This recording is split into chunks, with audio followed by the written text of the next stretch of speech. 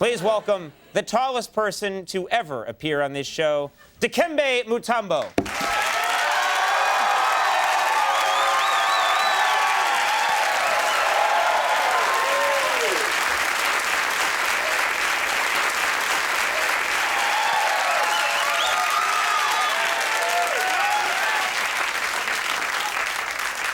Oh, man, so much to talk about. First of all, how tall are you exactly?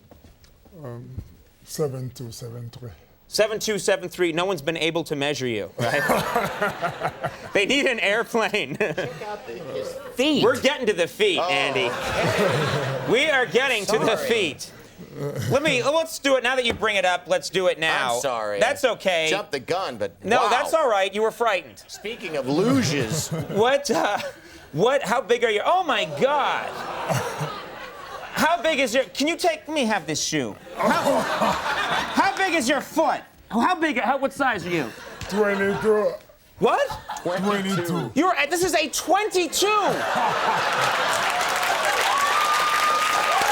Ladies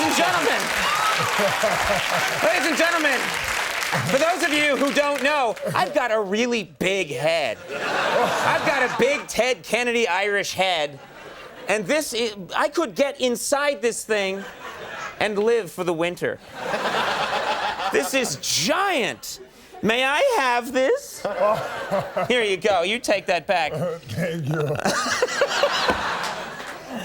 So you don't get those, you don't go to any shoe store and just buy those, right?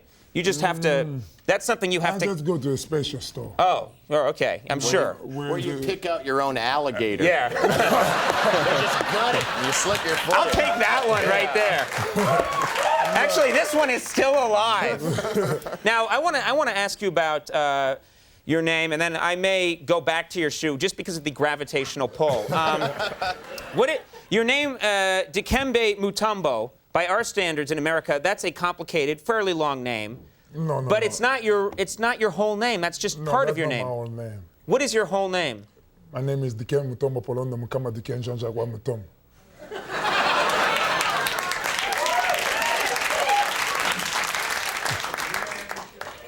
Say it one more time, please. Dikembe Mutombo Polondo Mukama Dikembe Jean-Jacques Mutombo. It's only 9 names. Now, what was it like in roll call in homeroom in your high school? It went on for 5 days.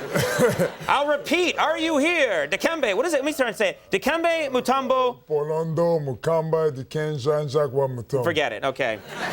I can't do it. Why do you have so many names? Why? How does that happen? Does each name have a significance? They do. And in Africa, where I'm from, in Kinshasa, Congo, especially on my tribe, Luba tribe, people have a tendency to have a long name. It comes from when the child is born, and the people who come to visit at the hospital, and they have a chance to give the child the name they want to. And, does that mean that pretty much anybody who comes and visits the child becomes part of the name? Is that dead, your parents would give you a name, then. So anybody, I mean, do you have a daughter? Because I heard that you have. And how old is she? She's like 11 months old. She's 11 if I had come and visited, and you don't even know me, but if I had barged in and visited, would Conan have to be part of her name? If I knew you that close, I might let you give my child a name. So if you have another child and I barge in and you know me now, will Conan be part of her name? Just say yes. Yeah!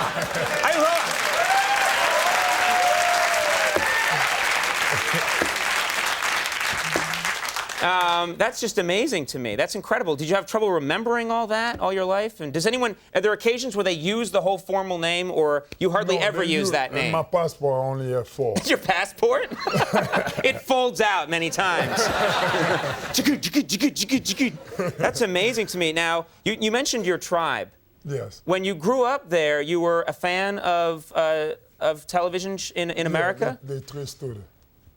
The Three Stooges? Yes. I heard about this. You were a big Three Stooges fan. Yeah, I just like the way they act. They're so silly. You know? They're funny.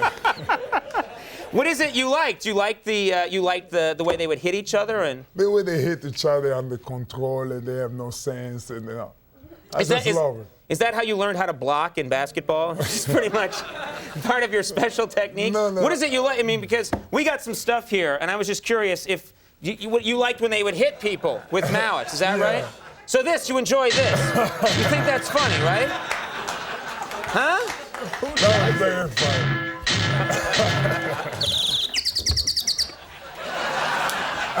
What about this right here? I don't know how they was doing it. You don't like that one? What about, who was your favorite of the Stooges? All three of them. It was great.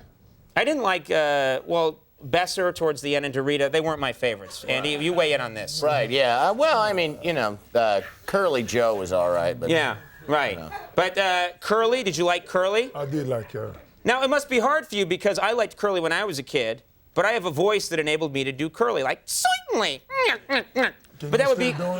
Well, I just did it. That was it. Man.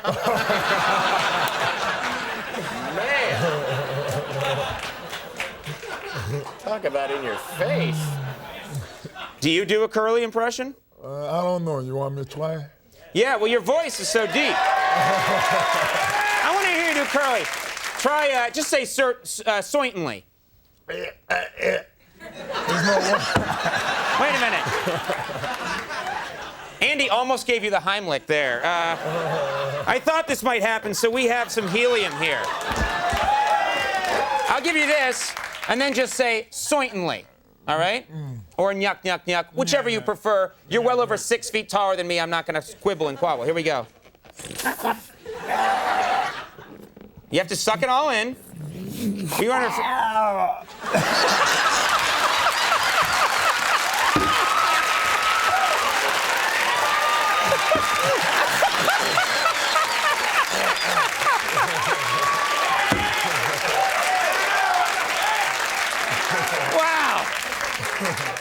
That's the best impression of Curly getting shot that I've ever heard.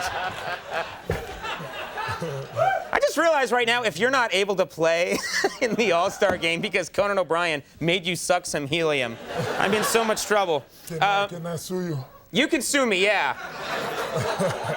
I'm the worst guy in show business to go after you for the cash, but go ahead. Before we go, I guess I should, I'm required by law to ask one legitimate question anyway. The finger wag. Yes. Now, tell me about the finger wag. You used to do the finger wag after you would reject a shot. Yes. You would do the finger wag at a player, and they said you can't do that anymore. I can't do it. And at the beginning, I felt that it was a little bit of conspiracy. You know, because it was something that was giving me a lot of fame, and the fan was after it. Right. Every time I was blocking a shot, and I was waving a finger to the guy's face. And after the All-Star break last year, I got a call from the vice president of the players' operation and told me, say, you can't do it no more. And I was a little bit upset, and he told me the only way you can do it now, you have to do it to the fan. You know what you should do is you should call him and use the helium and prank call him. And threaten him. You don't know me. You were wrong. And now you do it to the fans. You're allowed to do it to the fans. How do the opponent fans respond when you do this to them? How do they? When I do it, they do back to me. Yeah, but using a different digit, I would think. Probably the way it works. A slight variation on the theme. Okay, we're out of time. It's too bad because you're a real delight to talk to, and I'm really happy to have met you. You're going to be playing. You're going to be playing on Saturday, and here in New York, you're going to be using the Knicks locker room. Isn't that right? Yeah, we are. Are you going to use? I know Patrick Ewing's a good friend of yours, and he's injured. Are you going to use his locker room? Definitely no. Why not? Just bad sign, man. Just bad luck? Bad luck. Right. You feel like he's had some bad luck. You're not going to go near it. You're gonna change in the street, aren't you? All right. Well, best of luck to you. Really, it was very nice to meet you. Thank you. Yeah. Everybody, give him a hand. Dikembe Mutombo. NBA All-Star Game is this Sunday at 6:30 on NBC. We'll be right back with Steve Earle. Stick around.